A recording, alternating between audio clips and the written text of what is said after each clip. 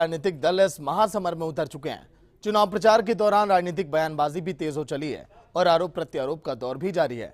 ऐसे में हरियाणा की पूर्व गृह मंत्री अनिल विज का बयान सामने आया। उन्होंने कहा कि बीजेपी कांग्रेस को चुनाव में आसानी से चित कर देगी। उन्होंने कई अन्य मुद्दों पर भी बयान दिए हैं। देखिए आप।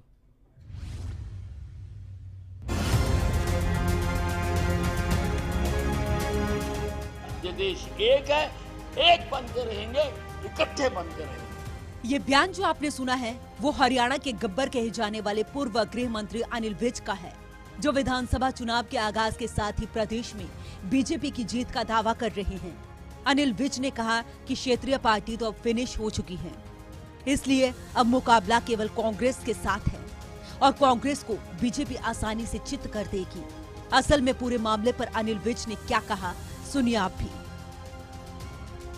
क्षेत्रीय पार्टियां तो लगभग फिनिश हो गई। लोगों का मन भी अब जो है सिलेक्ट करने का है राष्ट्रीय पार्टियों से, और मुख्य तौर पर हमारा मुकाबला कांग्रेस के साथ है और कांग्रेस को हम आसानी से चित कर देंगे। कांग्रेस ने पाप ही इतने कर रखे हैं, कांग्रेस के इसके पाप ही इसको डुबो देंगे।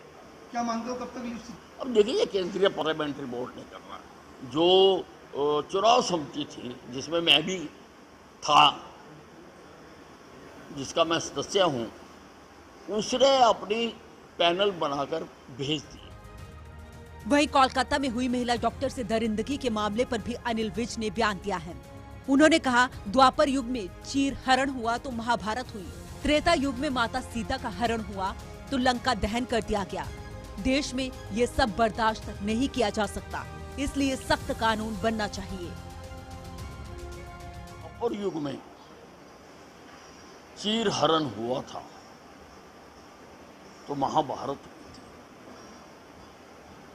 त्रेता में सीता माता का हरण हुआ था तो लंका दहन हुआ था।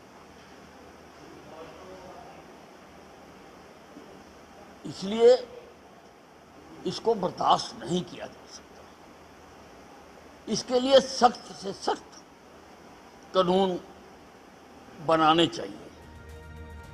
इसके साथ ही हरियाणा के रोहतक में पैम्पलेट को लेकर कांग्रेस और बीजेपी कार्यकर्ताओं में हुई झड़प को लेकर विज ने कांग्रेस को आड़े हाथों लेते हुए कहा, कांग्रेस अपना रंग दिखाने लग गई है। कांग्रेस गुंडाराज फिर से लाना चाह रही है।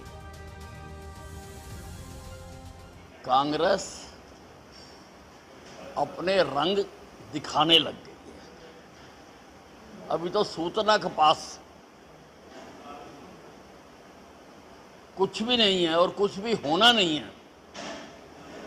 केवल सपनों में और हवा में अपने आप को सरकार समझने लग गया है। कभी इनका ये हाल है।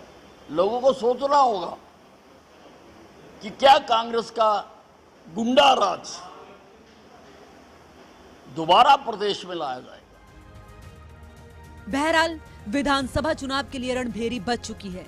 सभी राजनीतिक दल इस महासमर में उतर चुके हैं और चुनाव प्रचार के दौरान राजनीतिक बयानबाजी भी तेज हो चली है और आरोप प्रत्यारोप का दौर लगातार जारी है। लेकिन अब ये देखने वाली बात होगी कि इस दंगल में किसको जीत और किसको मात मिलती है। सूर्य समाचार के लिए अंबाला से नरेश सैनी की रिपोर्ट।